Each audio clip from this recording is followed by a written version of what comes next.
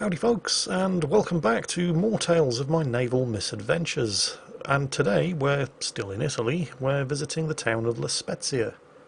It's situated on the northwestern coast of Italy, around about halfway between Genoa to the north and Pisa to the south. It's one of Italy's biggest naval bases. It is in fact the naval base from which the Italian fleet sailed to surrender at Malta during World War II, and managed to get out just before the Germans could arrive and stop them. As well as a major naval base, it's also the home of Italy's Naval Academy. Immediately following World War II, La Spezia was the major port of departure for displaced persons liberated from Nazi concentration camps. In fact, so many people managed to make it to Palestine from La Spezia that in Hebrew the name of this place is called Shar Zion, which means the gateway to Zion. La Spezia is also home to dozens of beautiful churches and museums, none of which I bothered going to see because I just wasn't into that sort of thing at this stage of my career in the Navy.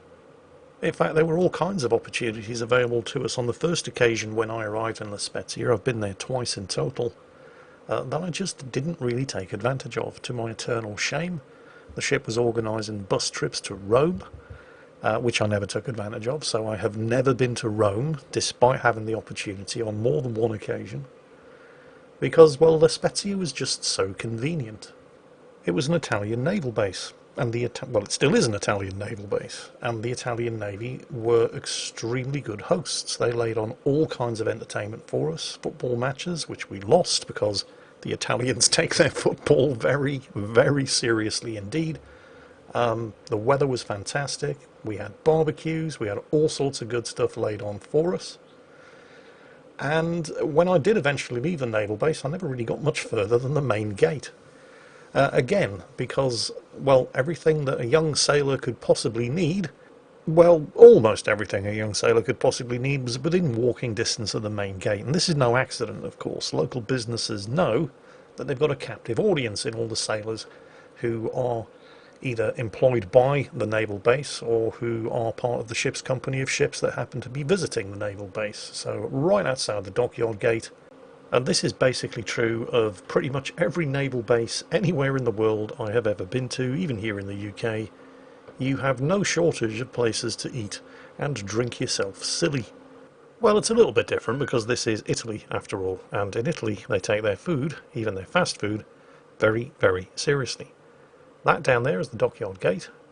You cross that bridge, and right on the other side of the road, in that open square, is a bar, a pizzeria, and a place where you can buy ice cream that I'm not even going to try to pronounce. A gelateria?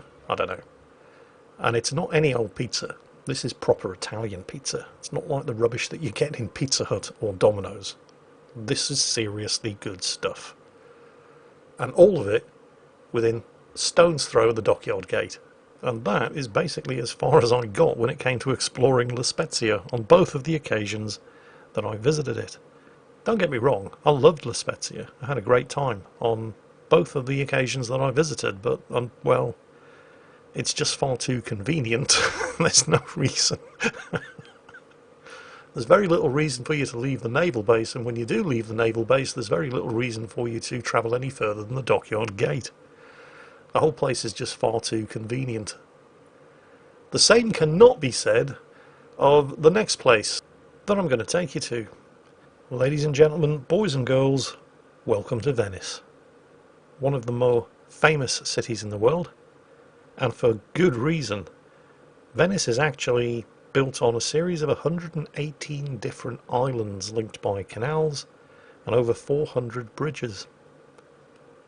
It's situated inside a lagoon, so it's protected from the sea by, well, that spit of land that you can see coming into view on the left-hand side of the screen. But what most people think of as Venice is actually only one of the islands. Well, technically it's a couple of the islands very close together, very heavily built up and connected by lagoons and bridges.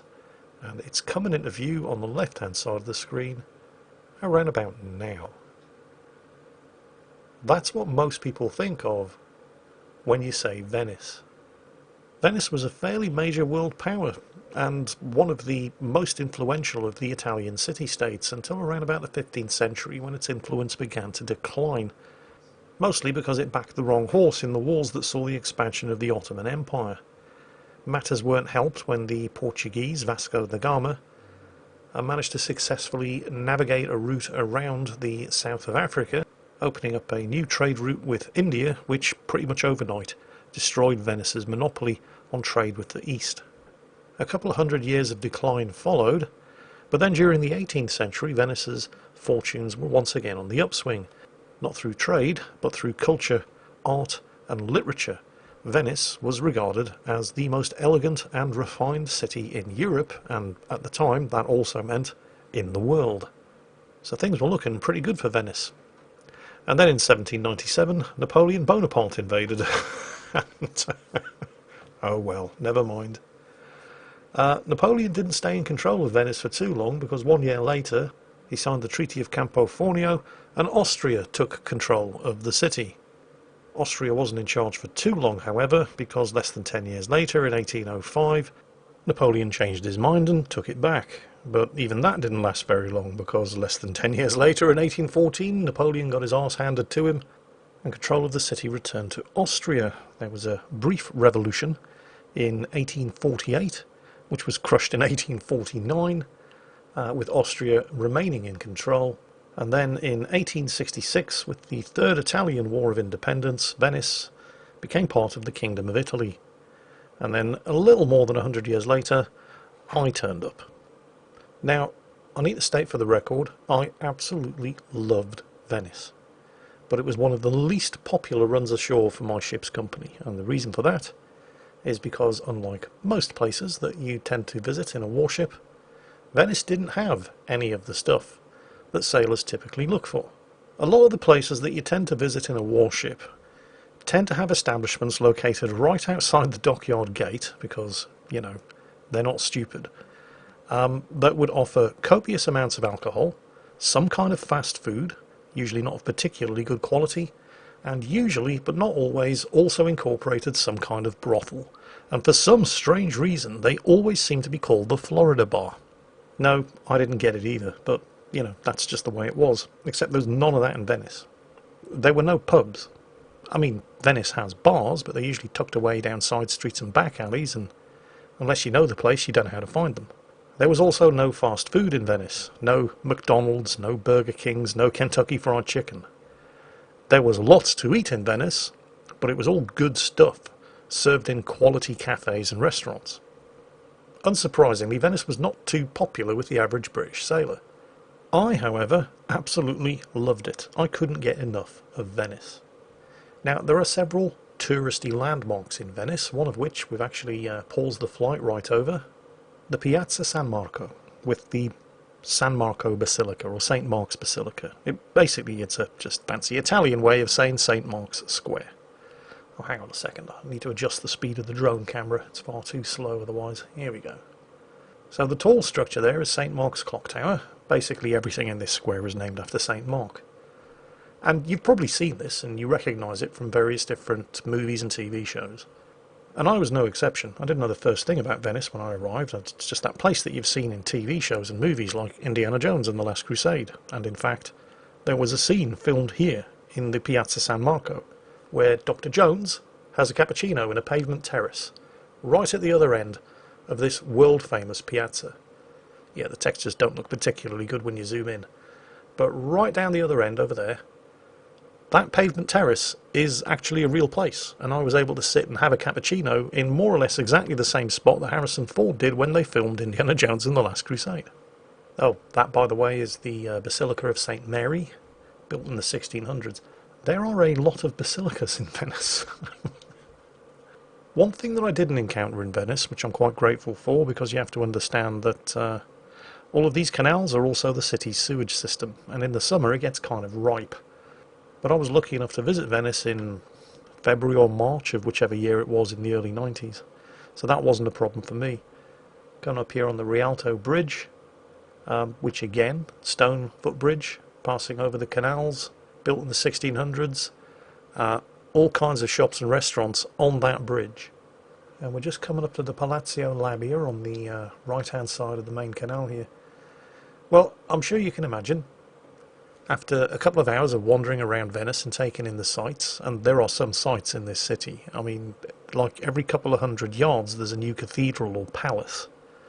But I started to get kind of peckish. And remember, there's no fast food, I mean there probably is now, but back in the 90s there certainly wasn't any kind of fast food establishments in Venice. You had to eat in cafes and restaurants, and I didn't have a problem with that. Well, I did have one problem. I don't speak Italian, and that means I can't read the Italian menus, and most of the waiters didn't speak English. And I was at the time an extremely fussy eater.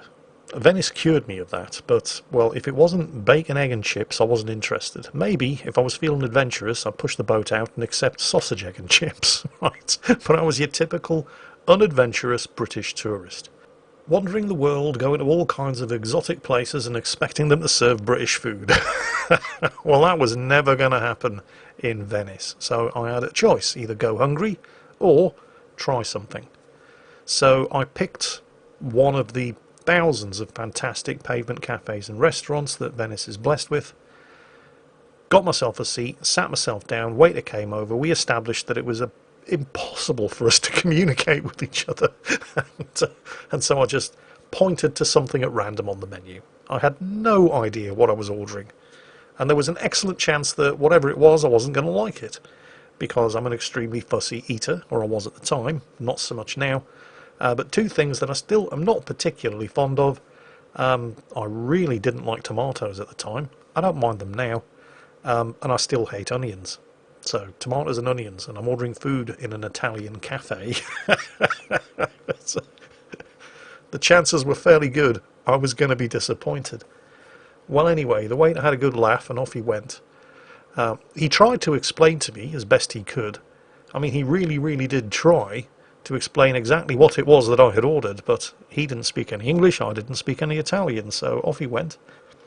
And then 15-20 minutes later he comes back. Do you know what carpaccio is? For those of you who don't know what it is, it's a traditional Italian dish, usually served as an appetizer, but can be served as an entree. And it's basically wafer-thin, sliced, raw steak. Usually dressed with parmesan, some olive oil, and it's absolutely delicious. I really lucked out with that menu. I mean, I saw it, and I wasn't very sure. I just kind of looked at it and was like, oh, what have I done? But I was hungry, so I tried it, and it is absolutely fantastic. And thus began my love of foreign cuisine. It all started in Venice, when I was forced to try something a bit adventurous, because I was really hungry, and I didn't speak Italian. So I was kind of unique amongst the ship's company of HMS Coventry at the time, since I would think I was possibly the only person on board, well, maybe not the officers, but the only rating on board who actually thoroughly enjoyed my time in Venice. I even found the Peggy Guggenheim art collection. I wasn't looking for it, I was lost. This was the 90s, there were no mobile phones with Google Maps and things like that. And I couldn't really stop and ask anybody for directions because I couldn't speak Italian. And it's not like I really knew where I was going anyway, so it wouldn't have mattered. I certainly wasn't out looking for art museums. I just happened to stumble across one of the world's most preeminent private modern art collections on display at the Peggy Guggenheim Museum in Venice. I actually flew over it earlier. Let me just get the shot for you. It's right next to the Basilica di Santa Maria. And that's it right there, in what used to be the Venetian home of Peggy Guggenheim. So I thought, what the hell, why not? I'll go in and take a look. I mean, where else am I going to see a Picasso? Actually, several Picassos, and a couple of Jackson Pollocks. So, yeah, I was fairly unique amongst my ship's company and absolutely loving the time that I spent in Venice. I only got to go there the once, but it was absolutely amazing. The city is beautiful. The food and drink there is exceptional, even by the already high Italian standards. Unfortunately, while I'm sure that Venice is still an amazing place to visit, it's not the same as it was in the 1990s. I took a quick look on Google Maps earlier, and yep, sure enough, there are Burger Kings and KFCs everywhere. If you do, however, get the opportunity to visit Venice, please do yourself a favour. Avoid the fast food joints. Get yourself into a pavement cafe or restaurant and try the local food. because it is amazing. Well, anyway, that just about covers it for today. I'm not really in a position to recommend La Spezia because I didn't really see much of it beyond the dockyard gate and the naval base. I'm sure it's a fantastic place to visit, but I know that Venice is incredible. And if you have a list of places to see before you die, or just places to see when you get out of quarantine, Venice needs to be on that list. That's it for today, folks. Take care, stay safe, and I'll catch you next time.